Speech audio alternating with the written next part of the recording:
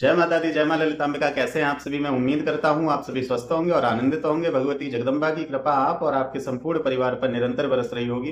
तो आज जो हम जानकारी लेके आए हैं वो इस विषय पर लेके आए हैं कि जो दुर्गा सप्तशती में देवी कवच है, जिसको चंडी कवच भी कहते हैं, तो उससे रिलेटेड बहुत सारे प्रश्न थे। तो आज की वीडियो में मैं आपको उन प्रश्नों के उत्तर दूंगा, जिनमें से मुख्यतः प्रश्न ये थे कि देवी कवच का पाठ करने का फायदा क्या है, देवी कवच पाठ का हम प्रयोग कैसे कर सकते हैं, देवी कवच पाठ को सही प्रकार से कैसे किया जाए जिससे कि हमें उसका बेनिफिट मिले, देवी कवच इतना महत्वपूर्ण क्यों है।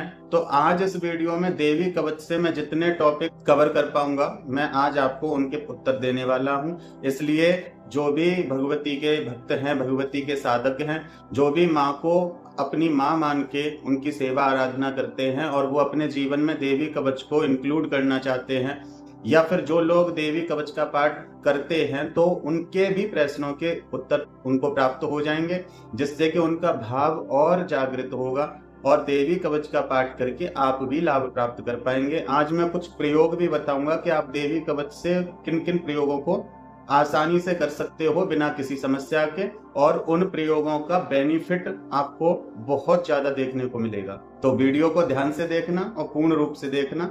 जानकारी समझ में आए तो वीडियो को अन्य लोगों तक शेयर कर देना। देखिए, मैं इतना फेमस तो नहीं हूँ, वैसे भगवती जिस तक जो बात पहुंचानी होती है वो पहुंचा ही देती हैं, लेकिन फिर भी हमारा भी एक कर्तव्य होता है कि यदि हम कुछ अच्छा समझ रहे हैं, कुछ अच्छा सोच पा रहे हैं, तो हम उस अच्छी सोच को अन्य व्यक्तियों तक भी पहुंचा सके।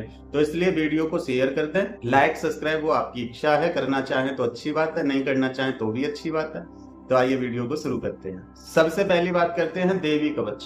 तो जैसे कि जो व्यक्ति देवी कवच का पाठ करते हैं तो वो अच्छे से जानते हैं कि मार्कंडेय ऋषि ने ब्रह्मा जी से पूछा है, जिसको करने से व्यक्ति के जीवन की समस्याओं का अंत हो सकता है, उसकी सुरक्षा हो सकती है, उसकी रक्षा हो सकती है। मार्कंडेय जी ने पूछा है, यद गुह्यम परम लोके सर्व रक्षा करम नृणाम यन्न कश्चिदाख्यातम तन्मे ब्रूहि पितामह।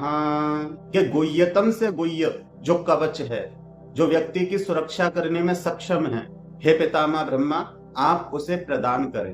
अब यहाँ ब्रह्मा जी क्यों प्रदान कर रहे हैं? ब्रह्मा जी को क्या जरूरत है ना? माँ का कवच है, माँ प्रदान करें तो ज्यादा अच्छी बात है, लेकिन ब्रह्मा जी सृष्टि के लिए प्रदान कर रहे हैं इसको, है ना? तो ये कीलित वगैरह ये जो दिमाग में आपका चलता है ये मत रखना।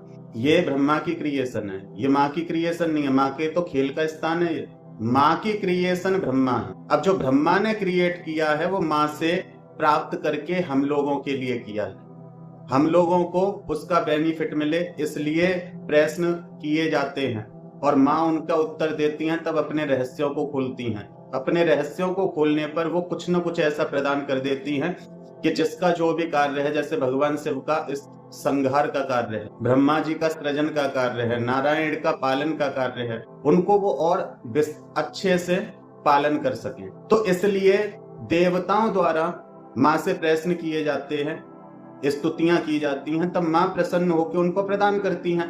अब उनका जो कार्य है, चाहे वो ब्रह्मा जी का हो, चाहे शिव का हो, चाहे नारायण का हो, जिस कार्य को कर रहे हैं उस ज्ञान को वहां पे उपस्थित करते हैं। तो ऐसे ही ब्रह्मा जी ने कवच हम लोगों के लिए बताया। जब मार्कंडेय ऋषि ने पूछा तो ब्रह्मा जी उसका उत्तर देते, अस्ति गुह्यतम विप्र सर्वभूतोपकारकम देव्यास्तु कवचम पुण्यम त्रच्छुणुस्व महामुने। कि हे मार्कंडेय ऋषि, मैं आपको गुह्य वो देवी कवच बताने वाला हूं जो प्राणियों का कल्याण करने में पर्याप्त है, जिसका पठन पाठन करके व्यक्ति सुरक्षित हो जाता है, और ये देवताओं के लिए भी दुर्लभ है। मैं ऐसा तुम्हें कवच बताता हूं जो भगवती के माध्यम से प्राप्त हुआ है। तो इतना आप समझ गए कि कवच का महत्व क्या है, कि ये खुद क्रिएशन करने वाले अपनी क्रिएशन को स्थिर रखने के लिए, कि उनकी क्रिएशन में यदि किसी को कोई भी प्रॉब्लम है, वो असुरक्षित है, इतने दुर्गुणों ने उसके ऊपर हमला किया है कि वो समझ नहीं पा रहा है, वो संभल नहीं पा रहा है, ब्रह्मा ने जो क्रिएशन की है उस पर प्रश्न चिन्ह खड़े कर रहा है, वो असुरक्षित भयभीत है, तो वहां क्या कार्य करेगा? देवी कवचम। अब देवी कवच क्या है? एक शक्ति को उसका संचालक नहीं मान सकते, क्योंकि उसमें तो अनन्य देवियों के नाम है। सबसे पहले तो नवदुर्गाओं के ही नाम है। प्रथमम शैलपुत्री च द्वितीयं ब्रह्मचारिणी तृतीयं चंद्रघंटेति कुष्मांडेति चतुर्थकम् पंचमं स्कंदमातेति षष्ठं कात्यायनीति च सप्तम कालरात्रीति महागौरीति चाष्टमं नवमं सिद्धदात्री च नवदुर्गा प्रकीर्तिता। नवदुर्गा तो प्रारंभ में ही है देवी कवच में, और अन्य अनन्य देवी हैं जिनके आप नाम भी नहीं जानते, जिनके आप काम भी नहीं जानते, ऐसी ऐसी शक्तियां हैं। तो कवच क्या दर्शा रहा है? कवच ये दर्शा रहा है कि जिस भी स्वरूप को आप मानते हैं, चाहे माँ काली को मानते हैं, माँ दुर्गा को मानते हैं, माँ लक्ष्मी को मानते हैं, माँ सरस्वती को मानते हैं, ये सब एक हैं। लेकिन आपका भाव जिस स्वरूप में जुड़ता है, आप उनकी भक्ति भी करते हैं, उसके साथ यदि आप देवी कवच का पाठ करते हैं तो भी ये 100% लाभप्रद है। यदि आप किसी देव स्वरूप की भी आराधना करते हैं और उसके साथ यदि आप देवी कवच का पाठ करते हैं तब भी ये लाभप्रद है, क्योंकि यदि ब्रह्मा सृष्टि का सृजन कर रहे हैं, ये शक्ति भी मां शक्ति ही है। भगवान नारायण पालन कर रहे हैं, ये शक्ति भी मां शक्ति है। भगवान शिव संहार कर रहे हैं तो ये शक्ति भी मां शक्ति है। सभी देवी देवताओं के पास आपने अस्त्र शस्त्र देखे हैं, लेकिन मां सारे अस्त्र शस्त्रों को एक साथ धारण करती है। वो ये बताती हैं कि जो भी अस्त्रों को धारण कर रहा है वो उस अस्त्र को धारण मेरे ही कारण कर पा रहा है, क्योंकि मैं ही उसके अंदर विद्यमान हूँ। जो भी अन्य सभी स्वरूप हम देखते हैं वो सब एक ही मां है, आदि पराशक्ति, सब उसी के ही स्वरूप हैं। अब होता क्या है कि जब कोई व्यक्ति देवी कवच का पाठ करना प्रारंभ कर देता है तो देवी कवच के उस पाठ से भगवती के जो जो स्वरूप हमारे जिस जिस अंग में विद्यमान हैं, जो सुप्त अवस्था में, जो सो रहे हैं, जिनको हमने कभी जगाया ही नहीं, हमने खुद को इंसान से ऊपर कुछ समझा ही नहीं, वो सो रहे हैं, वो आपकी रक्षा नहीं कर रहे हैं, वो सुप्त अवस्था में है। जब आप देवी कवच का पाठ करते हैं और निरंतर बार बार उन शक्तियों का आवाहन करते हैं, उन देवियों का आवाहन करते हैं, उन तत्वों का आवाहन करते हैं, क्योंकि नाम लेने से आवाहन होता है। आप किसी का नाम लो, क्या वो आपके पास चल के नहीं आएगा? एक आवाज नहीं सुनेगा, दूसरी सुनेगा, दूसरी नहीं सुनेगा, तीसरी सुनेगा। ऐसे ही जब निरंतरता से एक नाम को बार बार लिया जाता है तो वो जागृत होता है, वो प्रतिक्रिया देता है, चाहे वो व्यक्ति हो चाहे वो ईश्वर हो, वो प्रतिक्रिया देता है। तो आपके जिन जिन अंगों पे जो जो शक्ति विराजमान है, देवी कवच के पाठ से वो तत्व जागृत होते हैं।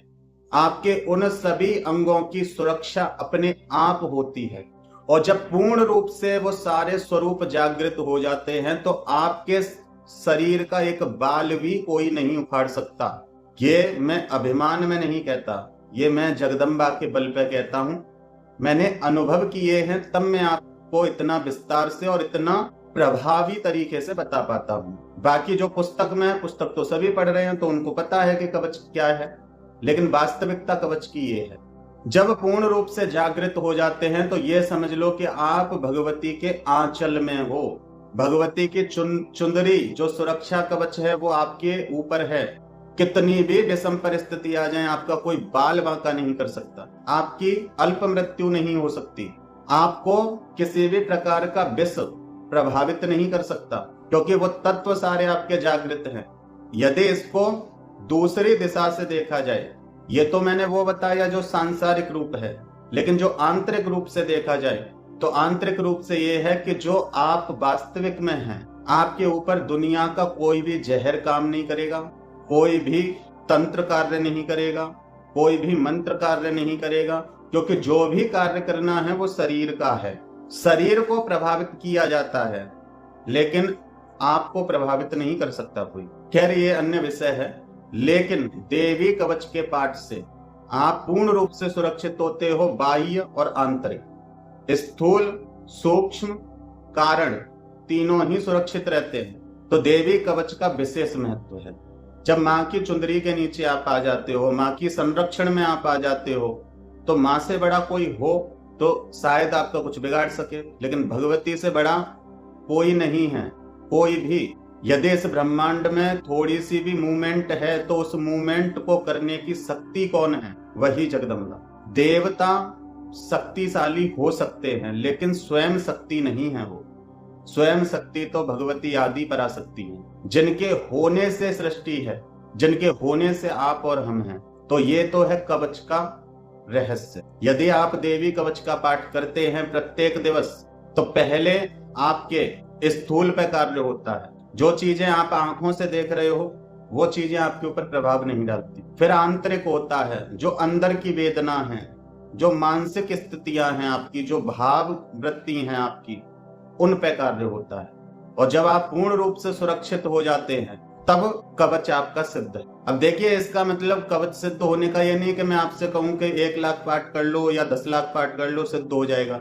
नहीं, ये पाठ करने के विषय ही नहीं है, मंत्र जाप करने के विषय ही नहीं है, साधनाएं करने के विषय ही नहीं है। जिस कार्य को आप कर रहे हैं उस कार्य को करने के बाद यदि बाह्य और आंतरिक बदलाव नहीं है आपके जीवन में, और बदलाव भी सकारात्मक होना चाहिए, तब तक आप कितना भी करते रहिए, कोई मतलब नहीं है। तो जब आप पूर्ण रूप से आंतरिक और बाह्य सुरक्षित हो जाते हैं, जब मृत्यु भी आपके सामने हो लेकिन आपको इतना भरोसा हो कि नहीं कुछ बिगाड़ सकती जब तक मेरी माँ नहीं चाहती, क्योंकि मेरी माँ का आंचल है मेरे ऊपर, कोई आपका कुछ नहीं बिगाड़ सकता। तो विश्वास और समर्पण ये आ जाए आपके अंदर, तब समझिए कि आपका मंत्र फलित है, आपकी साधना फलित है, आपके पाठ स्तोत्र फलित हैं। तो आप जिस भी प्रकार से इसको समझ पाए हो उस प्रकार से आप इसकी महत्ता को समझ सकते हैं। अब बात करते हैं कि इस पाठ को करने की विधि क्या है। तो देखिए, विधि तो बहुत है और विधि कुछ भी नहीं है, लेकिन फिर भी मैं तुम्हें एक साधारण सी विधि बता देता हूं जो आप कर सको। आपको शुद्ध स्नान करना है। शुद्ध स्नान का मेरा तात्पर्य ये है कि जब आप स्नान करें तो जल में थोड़ी सी हल्दी डाल लें 1 चुटकी, और हो सके तो थोड़ा सा उसमें कच्चा दूध डाल लें 1-2 चम्मच, और इससे आप स्नान करें। स्नान करते हुए आपके मन में ये भाव होना चाहिए कि मेरी सारी नकारात्मकता मेरे शरीर से बाहर निकल रही है और वो मेरे घर से बाहर जा रही है इस बाथरूम के माध्यम से, है ना। मैं प्योर हो रहा हूँ, क्योंकि आपकी जैसी मनोस्थिति होती है वैसी ही आपके साथ गतिविधियां होती हैं, और एक समय आने पर आप ये सब कुछ समझ और महसूस कर पाते हैं। आपने स्नान किया, आप लाल वस्त्र धारण करो। लाल वस्त्र धारण करने के बाद लाल आसन पे आप बैठिए। आपके पास जो भी विग्रह है, माता की फोटो है, उसको साफ कीजिए, उसको टीका चंदन लगाइए। जो भी आपकी प्रक्रिया होती हो वो आप कीजिए, क्योंकि पूर्ण विधि हर किसी की विधि अलग अलग होती है, कोई एक विधि नहीं बता सकता। जो शास्त्रोक्त विधि है उनको हर कोई कर नहीं सकता। इसलिए जो आपकी भाव वृत्ति से जो भी विधि आपने बनाई हो उस विधि से पहले अपना ये कार्य कर लें। उसके बाद जब आप दीपक प्रज्वलित करें तो दीपक प्रज्वलित करते समय भगवती का आवाहन करना है। भगवती का आवाहन मैं कई बार बता चुका हूँ, एक बार मैं फिर और बता देता हूँ, और आप अपने भाव से भी कर सकते हैं। मेरा भाव तो ये है कि हे माता आदि शक्ति, पराशक्ति, जगदम्बे, महामाई, महामाया, सिंह के कंधे पे सवार माता, अष्टभुजा भवानी, दुर्गुणों का नाश करने वाली, भक्तों को अभय दान देने वाली, शत्रुओं का भय बढ़ाने वाली, हे माँ जगदम्बिके, मैं आपका आवाहन करता हूँ, आवाहन करता हूँ, आवाहन करता हूँ। हे माँ, आप ज्योति स्वरूप में विराजमान होइए, और जो भी मैं आपके निमित्त पाठ स्तोत्र कर रहा हूँ, हे भगवती आप उसको ग्रहण कीजिए और उसके फल स्वरूप मेरी और मेरे परिवार की रक्षा कीजिए। हे माँ त्राहिमाम, त्राहिमाम, त्राहिमाम। इतना बोल के आप जब दीपक प्रज्वलित करते हैं तो वो साधारण ज्योति नहीं है, वो स्वयं भगवती ज्वाला मालिनी के रूप में है, वो भगवती ज्वाला के रूप में है। आप ये विश्वास मन में स्थापित करके कि माँ बैठी है, माँ हिल रही है ना, माँ में ये मूवमेंट हो रही है। मूर्ति तस्वीर में तो मूवमेंट भी नहीं होती, उसमें मूवमेंट हो रही है। आप जागृत माँ है वो, और भाव में जाके आप उसका पाठ करें। देखो, एक कवच का ही लाभ आपको प्राप्त होता है।